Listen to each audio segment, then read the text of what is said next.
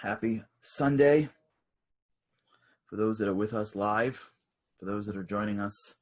Happy whatever day it is for you. Another day, another chance to get a little bit better. That's all God wants. Just a little bit better. Thanks so much for tuning in and being part of the boost. For those who want to catch this on demand, we have a WhatsApp group. If you want to come live, we're on Zoom and on Facebook every day with God's help, except for Saturday. We've been talking a lot about this idea of empowerment, happiness. I know they're not exactly the same, but we're using them pretty similar. And how life really is going to be dependent on how we approach it. I just had this conversation with my children over the Shabbat table this weekend. And I was telling them that I was talking to my rabbi in March when this whole thing started. And he said to me then, and he was right, he said, the quarantine period is going to be dependent on your attitude. Your children will remember it in a good way or in a painful way, in part by how you approach it, by the light that you bring in or the darkness. And I was trying to explain to them that when you go through your own life, lots of what we're going through really is a manifestation of the intention that we put into something. I was telling over a story of a good friend of mine who is a tour operator in Israel. We spent every year with God's help, hopefully we'll continue to take guys to Israel on trips. So we met during this period of time. He became a close friend. And he once told me a story that really shocked me. He said that one of his most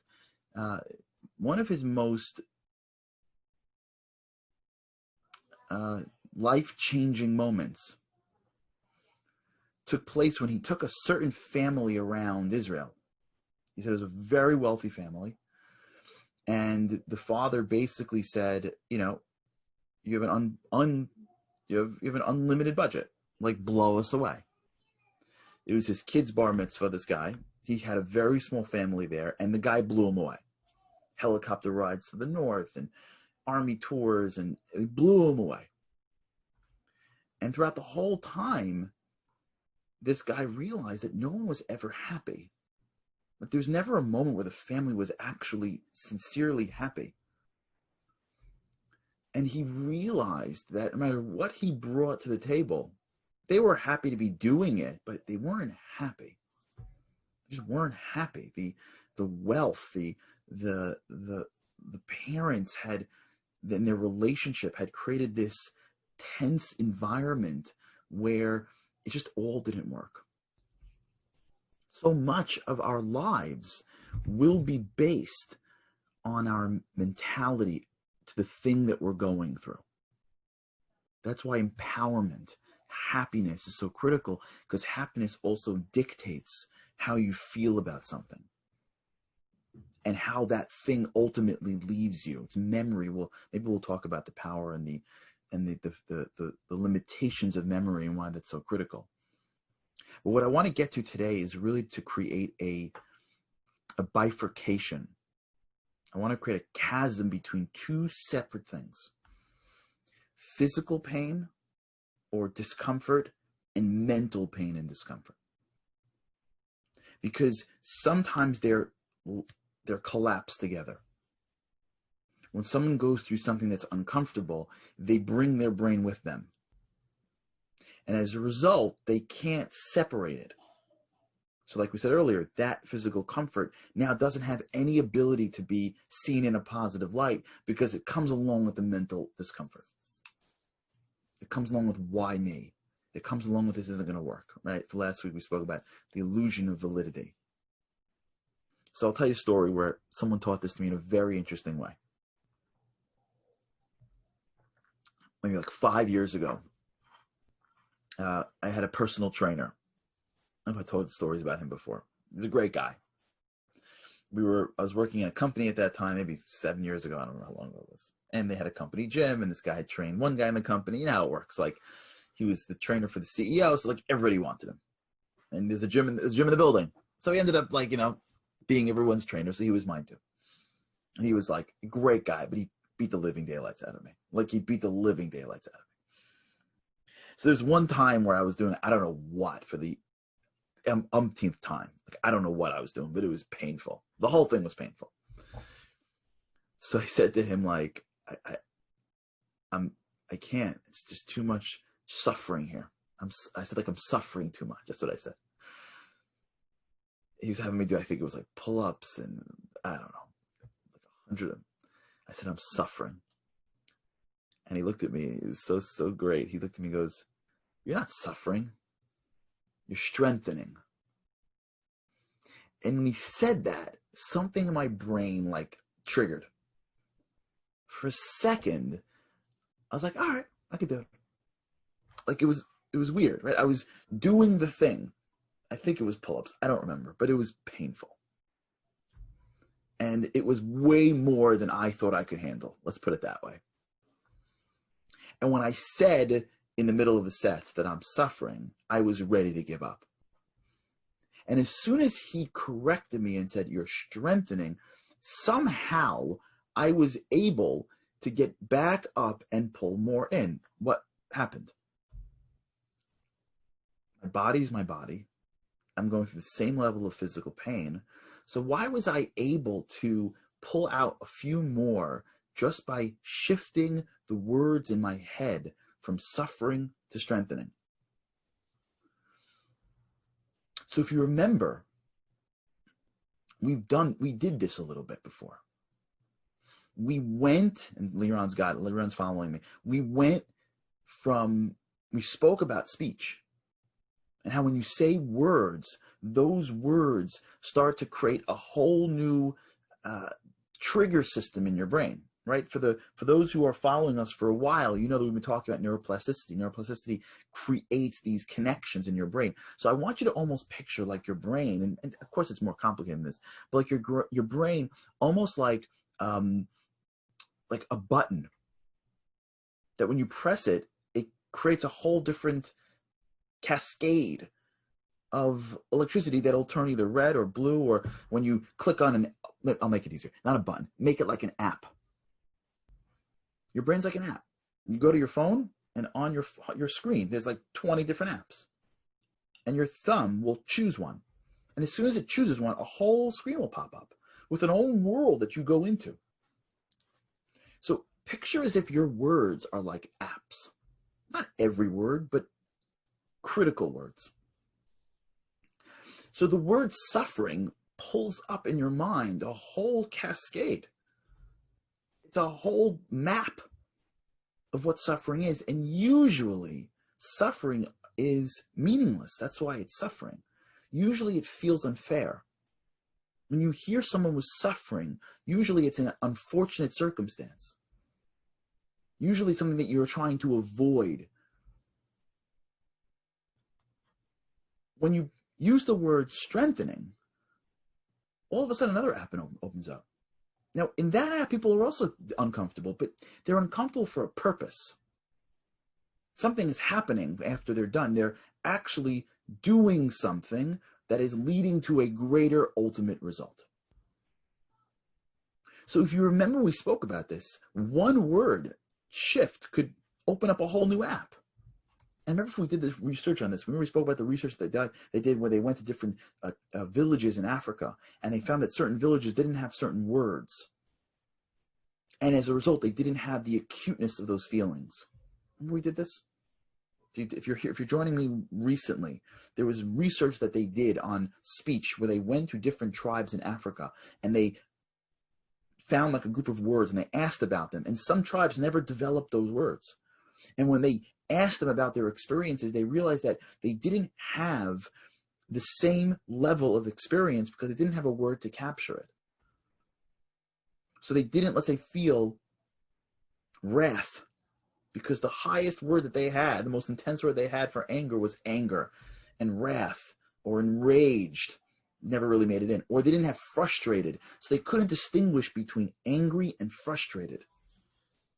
You see how when you are more articulate, when you use words, your brain starts to create a whole map of very bespoke, very custom feelings that you can go straight to. So when you're feeling something, when you go, I'm frustrated with this, it's very different than I'm humiliated by this.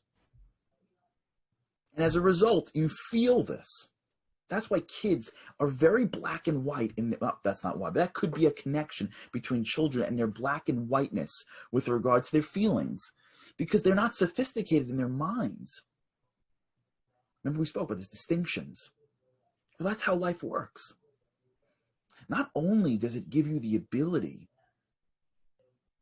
to distinguish between feelings, it actually can change the way you deal with physical discomfort. If you characterize something as suffering, what's happening in your brain will see the thing you're going through as meaningless.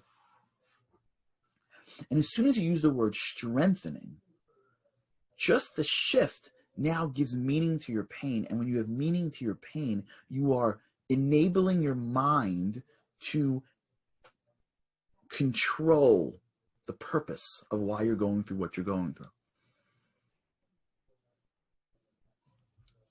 One of the reasons why we are disempowered is because we can't divorce the action with the thought.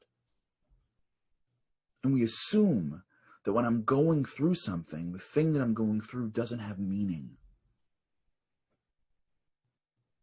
because I can't see the meaning right now, because I don't know how that's going to play out. We're using the illusion of validity. We're using the inability to see the future to not create any distinguishing factors between what I'm going through and what it is. And so as a result, when I go through something, I can't step above it and say what this thing is pain with meaning. As soon as you start to give meaning to your pain, even if you don't know what that meaning is, as soon as you start to decide that I'm going to see the discomfort that I go through, whether it is large or small, as something of purpose, of meaning, and I know I'll find out why. But I know that if I'm going through something, I'm going through that thing because I'm strengthening, not suffering. As soon as you start to change the language of how you see the discomfort that you're in, you start to create a strength that is within you, because meaningful pain is something that we are built to deal with. The reason why discomfort and pain is so difficult, in part, is not because it is so acute and our body can't handle it. It's because our mind can't handle it. Because our mind can't see the reason for it. Our mind can't see the purpose behind it. Our mind doesn't see the value of it. And so as a result, because our mind is sort of stuck underneath the pain, it doesn't have a way of creating a meaning for it. It doesn't have a way of sort of hovering above it and creating a purpose or a meaning or a something of the pain. It just sort of sits underneath it and it follows the pain. It's lost. It feels meaningless. It feels pointless. Why me? Why now? And then the best thing that your brain will do for you, or the worst thing I would say, is it points to other people not going through it and go, see? Or it'll point to a correlated fact that's not causative. Right? Correlated means it's connected. Causative means it causes it. Right? If you missed the bus, and then because you missed the bus, you came home late, and because you came home late, you missed. Just because something happened, it doesn't mean that caused it to happen. But you start to create connections that aren't real connections. Well, 10 years ago, had I not done that, had I not done that, had I not done that, had I not met him at that point, and had I just taken the bus one more stop, I wouldn't have met the guy, and had I not met the guy, I wouldn't have gone to the business. And your brain's like, it's pointless. You start creating these theories that show that what you're going through right now, you could have avoided. Had you just thought of this thing, had you just been smart enough, I wish I would have. How come? Why him? Why not me? You get into this world where, because the pain and because this comfort and because the frustration has no meaning to it, it has no value to your life, Now we have to look back and try to figure out, like, how could I have avoided it? Which only then creates more pain. Because now you take things that weren't even painful mentally, and you're creating pain in that mentality, right? This is the opposite of what we spoke earlier about when you create gratitude in yourself, when you become a grateful person, and you start to take your life as a gift. You look for things that you didn't appreciate, and you find a way to appreciate that, so then you increase positivity.